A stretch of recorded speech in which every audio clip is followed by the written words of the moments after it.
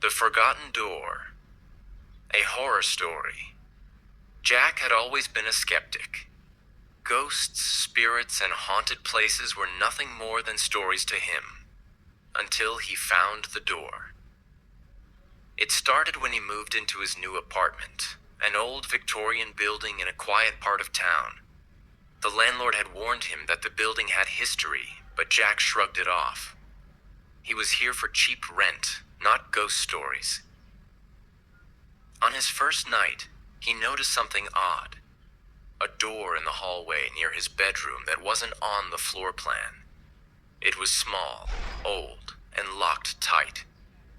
Probably a storage room, he thought, and ignored it. The scratches. A week passed, and strange things began happening. At night, Jack would hear faint scratching coming from the door. Soft at first, then more urgent. He assumed it was mice, until he saw the deep claw marks on the wooden frame the next morning. Then came the whispers. Faint murmurs in the dead of night, coming from behind the door. "Help me." The voice was barely audible, but chilling. Curiosity turns to terror. One night, unable to ignore it any longer, Jack decided to open the door. He searched the apartment, but found no key. That's when he noticed something strange. The key was already in the lock. His breath caught in his throat. Had it been there before? Had someone put it there?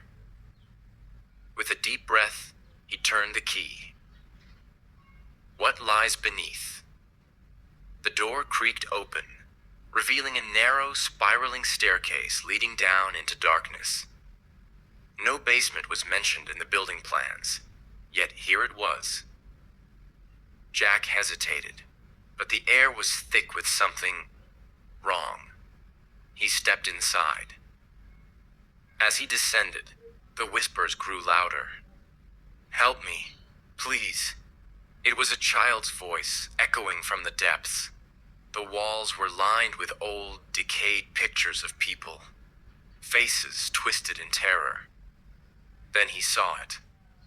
A girl, no older than 10, stood at the bottom of the stairs. Her dress was torn, her face pale, eyes sunken.